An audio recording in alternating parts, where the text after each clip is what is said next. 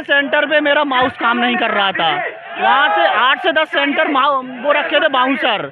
तो अगर कोई स्टूडेंट कोई आवाज़ उठाता था तो वहाँ पे ये बोलते थे कि तुम शांत बैठो वरना तुझे एसएससी के एग्जाम से निष्कासित करवा देंगे। जो 5.5 लाख बच्चे हैं ना, उन सभी का री एग्जाम होना चाहिए, क्योंकि सभी को प्रॉब्लम हुई है। सिर्फ पूरे सेंटर में हमारे हॉल में 150 से 200 बच्चे थे जहाँ मैं एग्जाम दे रहा था। वहाँ पे 6 से 7 बच्चों का सिस्टम बंद हुआ, जिसके कारण हल्ला गुल्ला मचा। हमारी और जितने भी बच्चे थे 150 से 200 सभी की 7 से 8 मिनट उसमें खराब हुई है।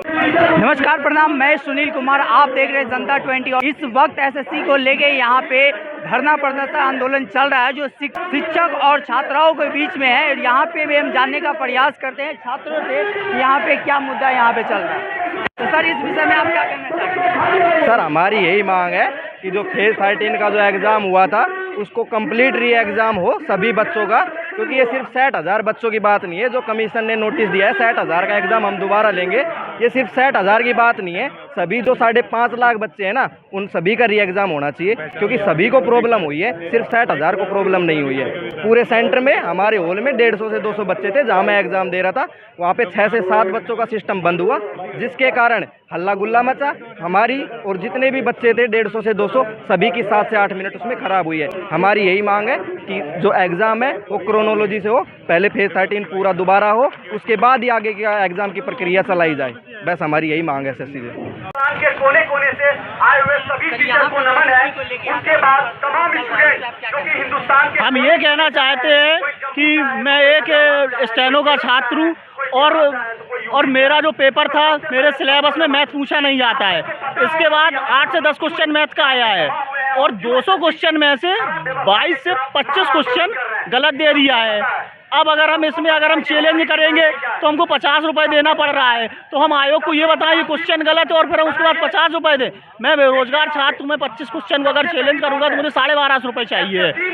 और मेरा यही कहना है कि इक्विटी को हटाए, TCS को लगाए और कमीशन इसको फेयर एग्ज़ाम कराए।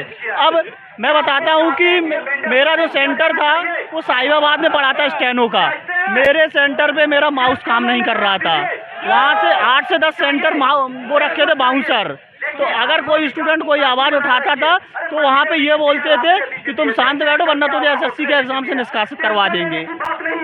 हाँ, धमकी भी मिली और मेरे पास कुछ साक्ष्य वीडियो भी है, जो विकास इन्फोटेक सेंटर का वीडियो भी है, जो मैं आपको कैमरा के माध्यम से मैं आपको दिखाना भी चाहता हूँ कि ये जो वीडियो है ये विकास इन्फोटेक सेंटर का वीडियो है। और वहाँ पे ये छात्र देखिए अपनी बात को बोल रहा है, लेकिन इस छात्र की बात को कोई सुनने वाला नहीं है। और ये मेरा पेपर था 6 तारीख को था, सेकंड शिफ्ट में था। वहाँ पर कुछ भी बोल दो, कोई सुनवाई नहीं थी। और वहाँ पर ना मतलब फ़ोन भी लिए थे और एग्ज़ाम सेंटर के अंदर हॉल में फ़ोन अलाउ नहीं है। सर, मेरा अभी फेज़ 13 का एग्ज़ाम हुआ है। फेज़ 13 का एग्ज़ाम 3 लेवल में होता है, 10th का, 12th का, ग्रेजुएट का। पहले दिन पहली शिफ्ट में मेरा ग्रेजुएट लेवल का एग्ज़ाम था।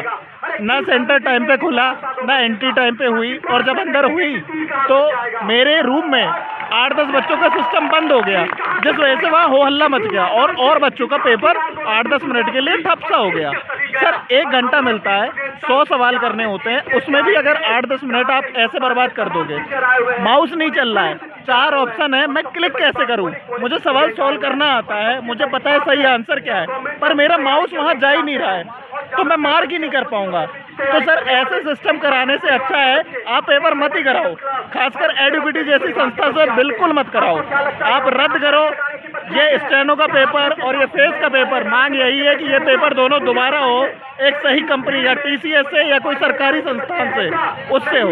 यही मांग है हमारी सर। और जैसे मेरा स्टेनो का जो एग्ज़ाम था उसमें किसी में 3 ऑप्शन खुल रहा है, किसी में डिस्क्रिप्शन नहीं खुल रहा है और किसी में ऑप्शन खुल रहा है तो उसमें सेम ऑप्शन है। तो मेरा भी यही कमीशन से कहना है कि TCS को लाए, इक्विटी को हटाए।